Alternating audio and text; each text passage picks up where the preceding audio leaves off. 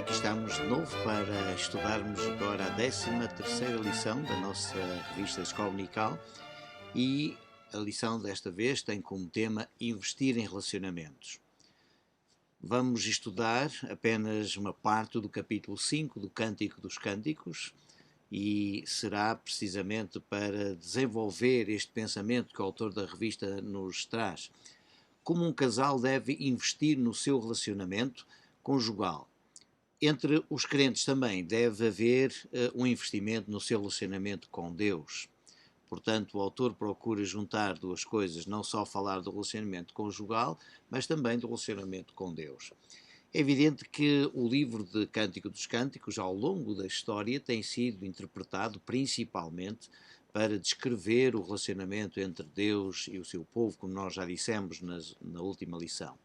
No entanto, a minha posição é muito clara em considerar que este livro procura, fundamentalmente, desenvolver a questão do relacionamento entre duas pessoas que se amam.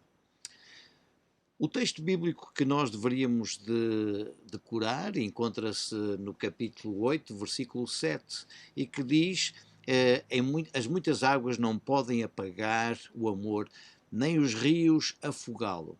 Se alguém oferecesse todos os bens da sua casa pelo amor, seria totalmente desprezado. Ora, falando na palavra investir, sabemos perfeitamente que esta palavra tem o significado de acometer, atacar, assaltar em termos gerais, ou então apoderar-se de. E neste caso estará a ser usado certamente no sentido de aplicar-se ou empregar tudo o que tem em alguma coisa.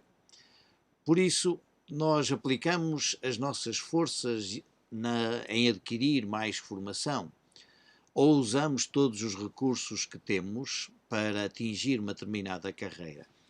Infelizmente, nós vemos pessoas que são capazes de investir tudo, e ainda mais alguma coisa, em objetos e alvos que pouco ou nada contribuem para a sua estabilidade emocional, ou até mesmo psicossocial e espiritual.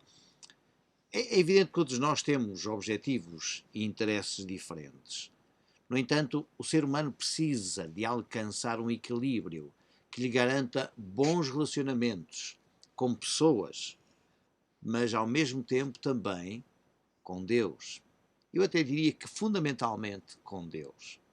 Porque acredito que o nosso relacionamento com Deus é aquele que nos ajuda a estabelecer um bom relacionamento com os outros. Ora, de acordo com a nossa lição, depois do panegírico do amado sobre a amada que nós lemos no capítulo 4, o qual termina com a expressão de desejo da mulher para que o seu amado entre a ela e desfrute de uma relação sexual que se deve prolongar com carícias, os 5 primeiros versículos do capítulo 5 descrevem a forma apressada que o homem vive esta relação, a ponto até de não ser capaz de esperar que a mulher esteja totalmente rendida para se abrir a ele. O texto mostra que muitas das dificuldades de relacionamento entre duas pessoas que se amam e que se admiram, tanto erótica como emocionalmente, é exatamente a incapacidade de entendimento no que diz respeito à relação sexual. Enquanto o homem reage com a velocidade da eletricidade, se assim nós podemos dizer, a mulher funciona como o carvão, sem desprimor qualquer, levando o seu tempo exatamente a aquecer. Por conseguinte, depois do ato sexual, o homem arrefece em segundos, enquanto a mulher leva tempo a arrefecer. A consciencialização destas diferenças no casal deve incentivar a uma aprendizagem, a um crescimento inclusive no relacionamento. Desde o início do casamento, o casal deve aprender a reconhecer o valor de investirem um no outro, em vez de desistirem um do outro, pensando que não se encaixam um no outro por diferenças que marcam um e outro. Nestes poemas do livro de Cânticos, nós vemos uma constante afirmação de amor um pelo outro, descrita certamente em formas metafóricas, denotando que estas dimensões da vida profana e sagrada nunca estiveram verdadeiramente separadas. Como realça o professor Brevard Childs, a estrutura da sabedoria, em que o livro então está inserido, serve para manter a integridade do cântico como um fenómeno da experiência humana que reflete a ordem divina, a qual a comunidade de fé continuou a desfrutar. Portanto, este livro sapiencial procura ensinar os casais sobre a importância de se refletir este propósito de Deus que Childs menciona. Um propósito que Deus tem para o homem e para a mulher, desde o início da criação. Eu continuo convencido que este poema, ou estes poemas, foram trabalhados por uma mulher que revolucionou as estruturas sociais daquela época e das gerações também seguintes, certamente. E ela procura estabelecer a verdade sobre o sexo.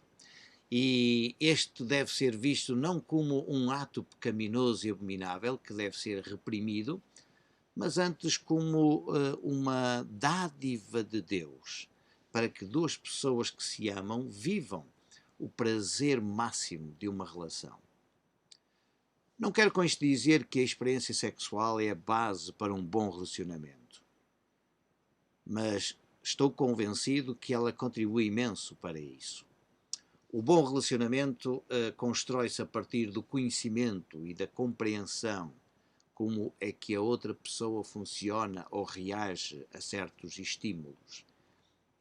Concordo plenamente com a frase do autor da nossa revista, quando ele diz: quando esta dádiva é devidamente usada e protegida, todos beneficiam. Os maridos e as esposas beneficiam, porque o seu relacionamento se aprofunda. Os filhos beneficiam, porque as mães e os pais estão seguros, felizes e completos no seu casamento.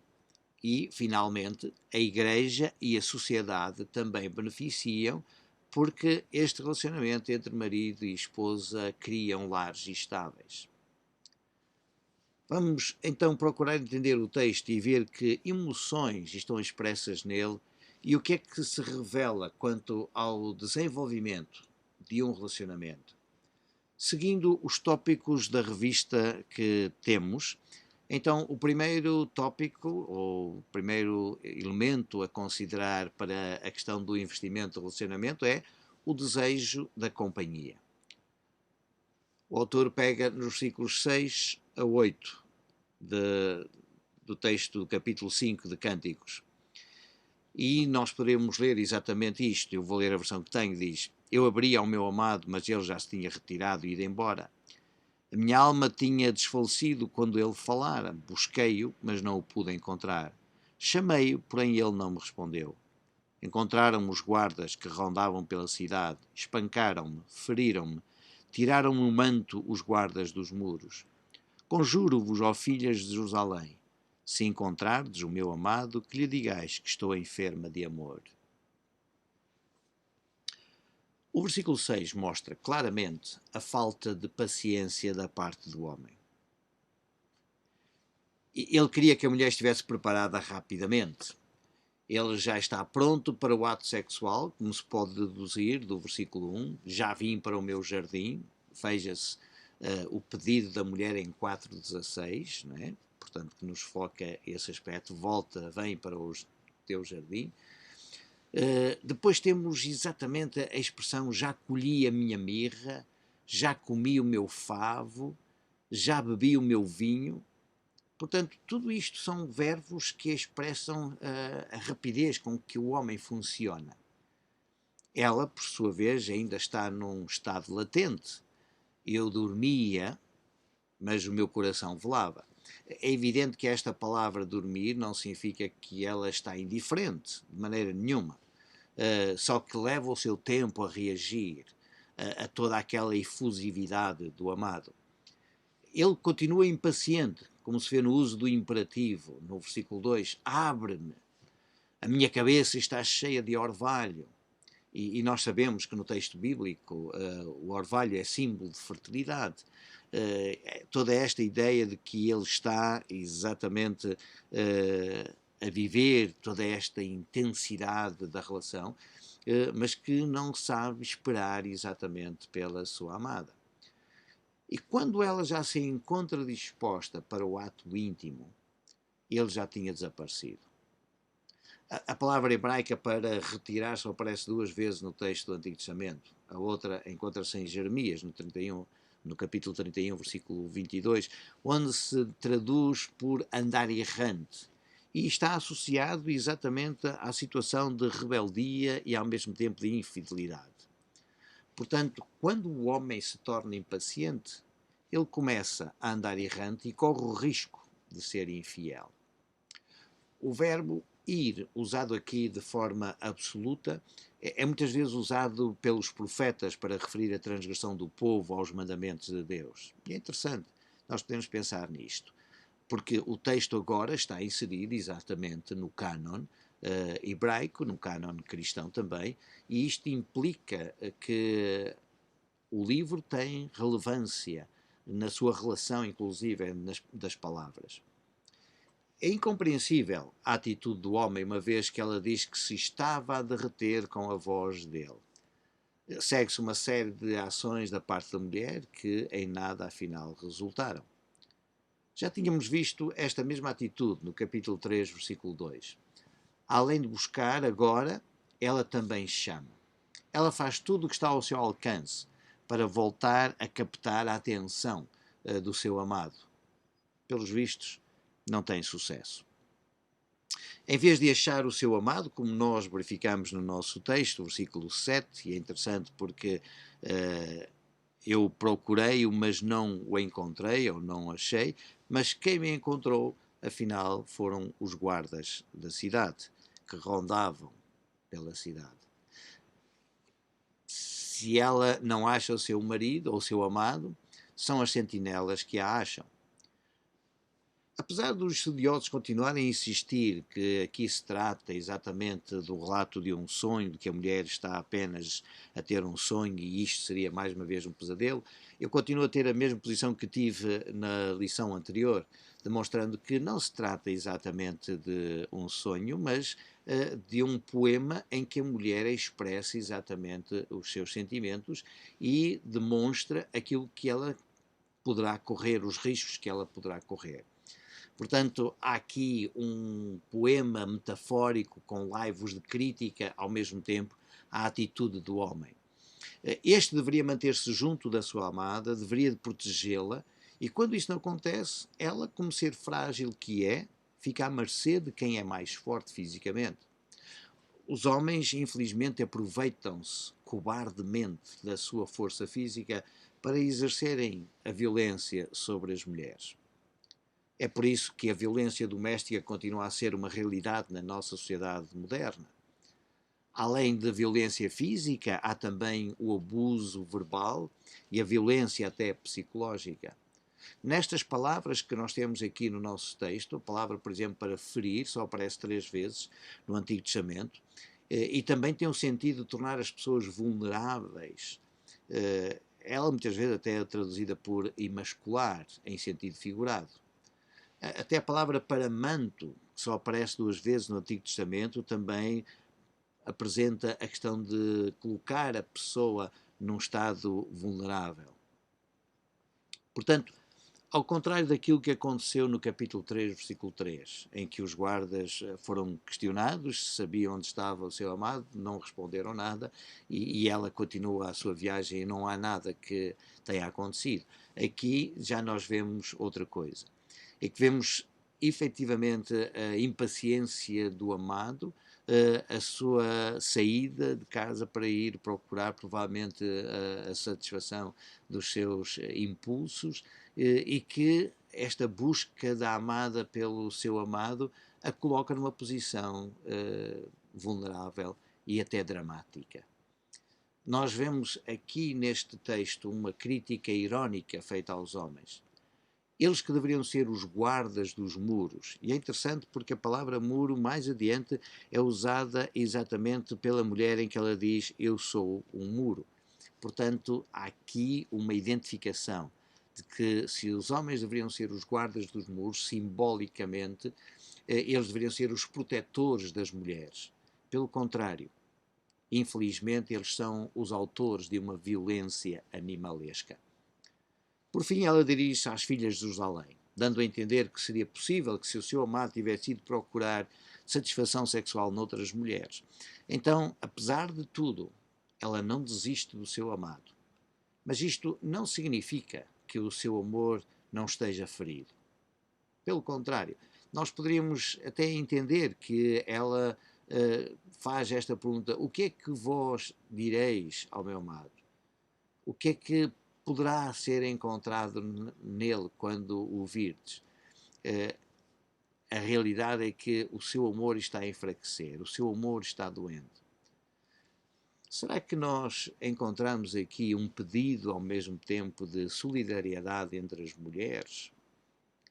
Poderíamos provavelmente ver isso nessa perspectiva, que neste pedido que ela faz às filhas de Jerusalém, e conjurando-as a encontrarem o seu amado, procura pedir que elas sejam solidárias com ela mesma.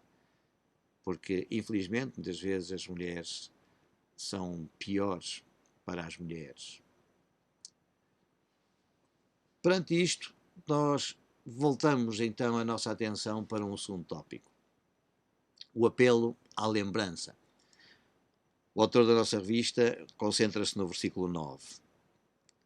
E o versículo 9 são perguntas retóricas que nós temos aqui.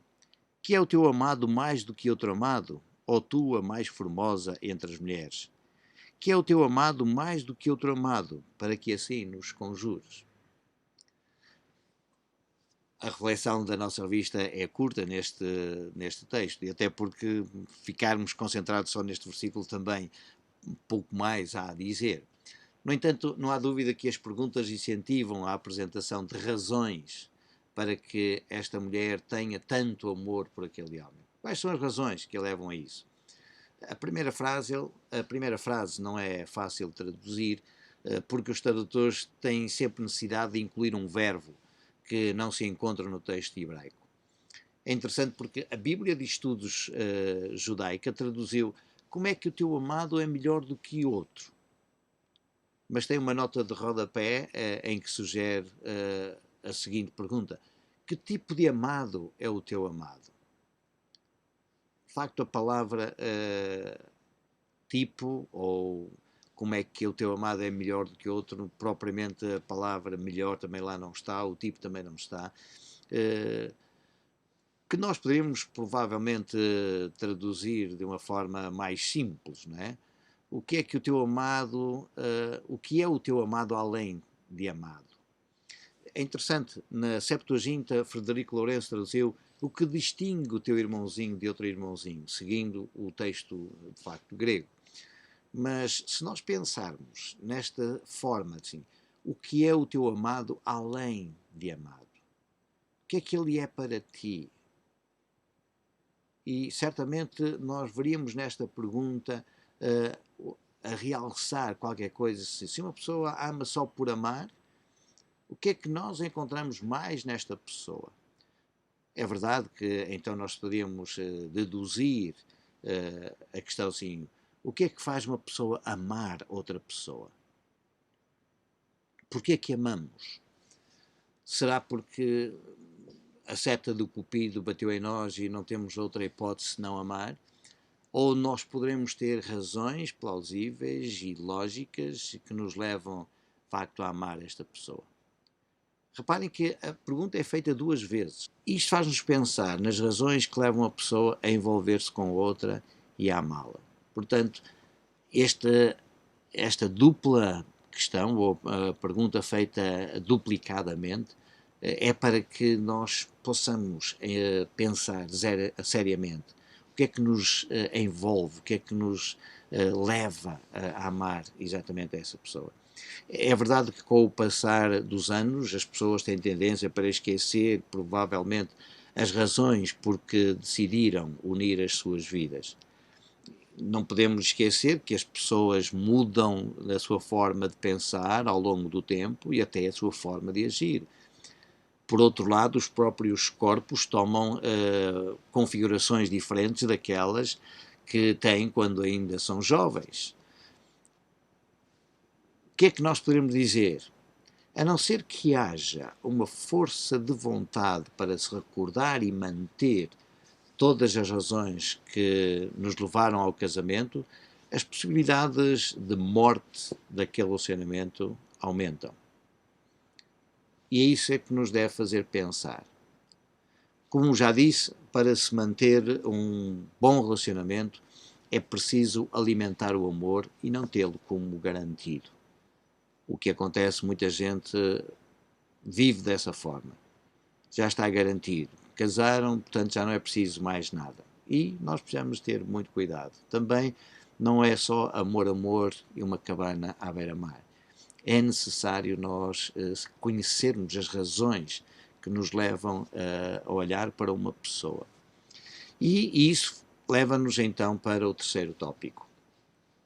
A razão para celebração. Dos versículos 10 até ao versículo 16, nós temos aqui toda uma descrição do corpo do homem amado. Vejam. O meu amado é cândido e rubicundo, o primeiro entre 10.000. A sua cabeça é como o ouro mais refinado.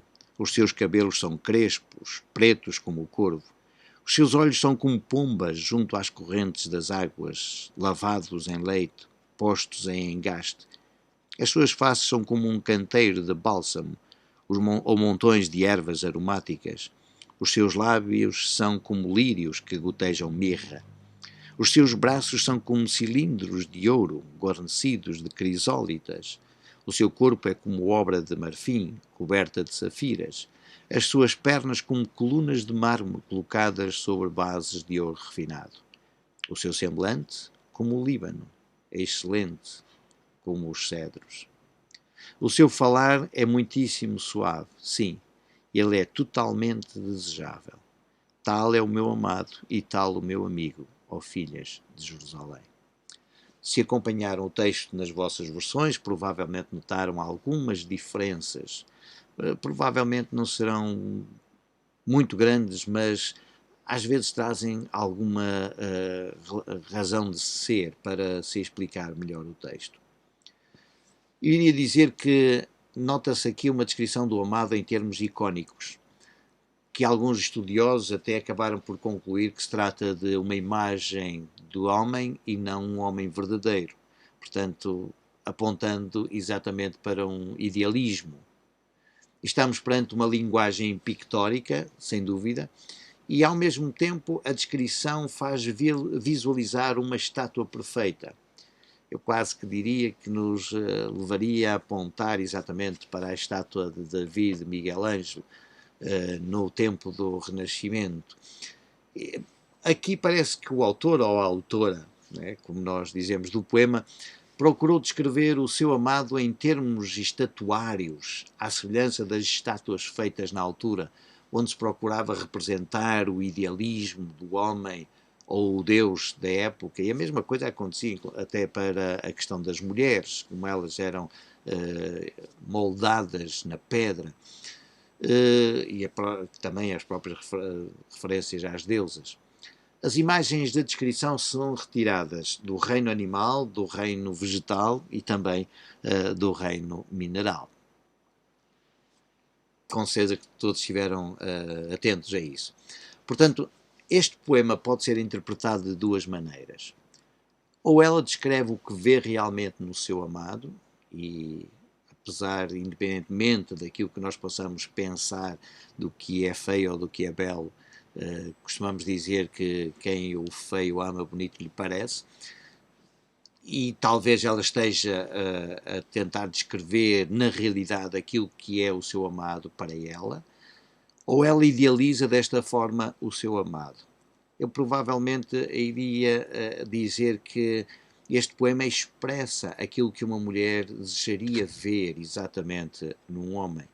Porque se a experiência dela foi que ele não soube esperar, Então, todas estas descrições que nós temos aqui mostram alguém que é muito mais puro, é muito mais cândido, é muito mais sensível a todas estas coisas.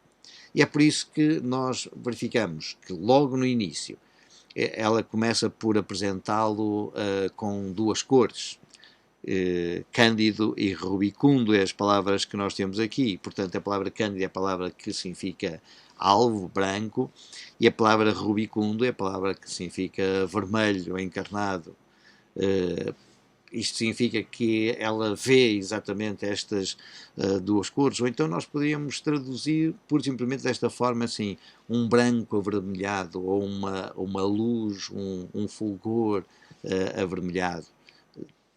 Até talvez nós pudéssemos lembrar que seria uma espécie de pôr do sol ou de nascer do sol, em que as coisas nessa hora são de uma cor tão maravilhosa, em que há branco e vermelho ao mesmo tempo. Agora, ela pretende destacar o seu esplendor em termos figurados, sem dúvida. Em vez de traz a bandeira entre 10.000, como tem algumas versões, o melhor será nós traduzirmos como eu traduzi, ou pelo menos que a minha versão tem, o primeiro entre 10.000, dando a ideia exatamente que ele é preeminente entre 10.000, ele destaca-se entre 10.000. Embora a palavra ou o verbo particípio que nós temos aqui esteja relacionado com alguém que transporta uma bandeira em termos bélicos, mas certamente que aqui não é usada nesse sentido, mas sim como alguém que se destaca. A ideia é que o seu amado chama a atenção entre miríades de homens, e provavelmente nós poderíamos dizer que ele se encontra então dentro desse contexto, mas utilizando o contexto da guerra, certamente ela procura demonstrar que ele se destaca a todos os outros, por muito que os outros sejam. Certamente nós estamos perante uma hipérbole, mas ela continua com uma descrição, falando da cabeça de ouro, embora nós temos nas nossas Bíblias a cabeça é como o ouro, nós não temos em hebraico exatamente este termo de comparação, porque ela está a descrever exatamente a cabeça é de ouro puro, e é interessante porque logo a seguir nós temos duas palavras que se referem exatamente a ouro. Portanto, se nós fôssemos literalmente, a sua cabeça é ouro e depois ouro puro, porque seriam duas qualidades de ouro, se assim nós poderemos dizer. E esta descrição é para reforçar ao mesmo tempo aquela ideia anterior que nós encontramos no versículo 10. A descrição física que vai de cima a baixo, utilizando todas estas metáforas da natureza circundante e aplicando a imagética então da escultura, termina com a referência a uma base de ouro puro também. Lá está, mais uma vez, desde a ponta superior até à base que se encontra então como um local onde as pernas assentam. Esta magnificência dos cedros do Líbano são fantásticas nesta descrição do seu amado.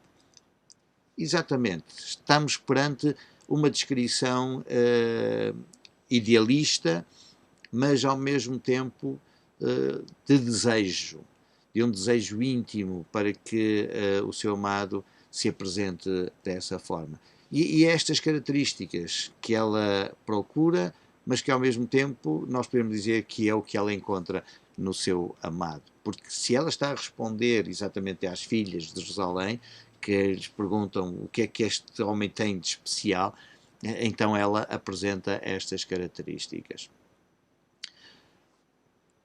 O importante nisto é nós podermos dizer que ela olha para os pontos fortes que encontra nele. Certamente nós podemos dizer, mas haverá algumas coisas que nós encontraríamos de defeitos.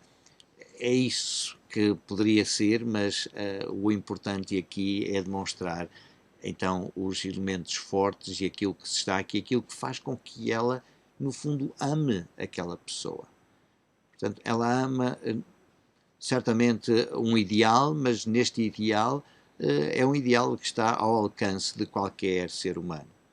E é interessante porque, mesmo nesta descrição hiperbólica da fisionomia deste homem, nós verificamos que há uma descrição que certamente apontará até para alguns defeitos, mas é aquilo que torna belo ao mesmo tempo. E isto faz-me lembrar exatamente a estátua de Davi, de Miguel Ângelo, que, embora seja uma estátua fantástica, ela tem uma série de falhas e de erros que se destacam, inclusive. Por exemplo, a mão direita de Davi está desproporcional em relação à outra mão esquerda, porque ela é maior do que a mão esquerda. Ora, isso não deveria ser uma coisa assim tão evidente, mas ali na estátua, por exemplo, é evidente. Se tiverem a oportunidade de procurar a estátua de Davi de Miguel Ângelo, podem ver essas nuances, mas é isto que torna, no fundo, belo ao mesmo tempo, algo que se procura ver naquela pessoa que se ama. No versículo 16, depois de afirmar que todo ele é desejável, reparem que esta é uma expressão fantástica da mulher. Todo ele é desejável. Desde a sua boca, que é deliciosa. Portanto, nós temos aqui este aspecto que as nossas Bíblias traduzem por o seu falar é muitíssimo suave, e que seria exatamente a referência mais à questão da boca, a sua boca é deliciosa. Portanto, até porque esta palavra está relacionada exatamente com o interior, com o palato e aquilo que existe no interior propriamente dito da boca. E por isso ela acaba por dizer, ele é totalmente desejável. É esta sua expressão de querer o seu amado, porque o seu amor se está ferido por ele ter saído, no entanto ela não deixa de o desejar e de tê-lo com ela. É interessante que ela depois acaba por destacar duas coisas que são muito importantes, que são utilizadas exatamente com o pronome demonstrativo este, que nas nossas Bíblias está traduzido por tal, não é? Tal é o meu amado e tal é o meu amigo. O verbo demonstrativo este é o meu amado, este é o meu amigo. Realça então esta pessoa. E o termo usado, inclusive, para amigo também denota companheiro, sem implicações propriamente sexuais. Por outro lado, expressa também reciprocidade nesta amizade, ao ver o seu companheiro, o seu amado, nesta relação de reciprocidade. É precisamente este companheirismo que se espera no relacionamento de duas pessoas, e principalmente quando elas se amam. Este poema ensina que o relacionamento perpetua-se muito para além daquela relação íntima sexual. Por isso, um relacionamento conjugal feliz e bem-sucedido inclui intimidade, mas também inclui fidelidade, respeito e ligação emocional. E isto é importante que nós saibamos olhar para o outro desta forma. Claro que o texto aqui procura demonstrar, acima de tudo, a posição a que as mulheres normalmente estão sujeitas e que, numa sociedade onde elas eram menosprezadas e eram consideradas e vistas como objeto, o objetivo destes poemas é colocar a mulher num ponto de destaque e mostrar que ela também tem desejos, que ela também tem vontade, que ela também precisa de ser correspondida na sua forma de agir e de estar e de ser como nós podemos ver exatamente neste texto. E é por isso que depois desta exposição, depois desta reflexão, seria interessante que cada um de vós pudesse pegar na sua revista e respondesse às perguntas que estão inseridas ali e que deixam até um espaço para que responda. E isto vai proporcionar um desenvolvimento do seu pensamento e depois a aplicação até do texto bíblico à sua vida. Faça isso e certamente encontrará algo de fundamental e importante. Terminando exatamente com esta referência. Vale a pena voltar a ler Gênesis capítulo 2, versículo 24, para se refletir que emoções, que vontades nós encontramos então ali para que um relacionamento entre duas pessoas seja eficaz e seja duradouro. Que Deus vos abençoe e até à próxima lição da nossa Escola Dominical.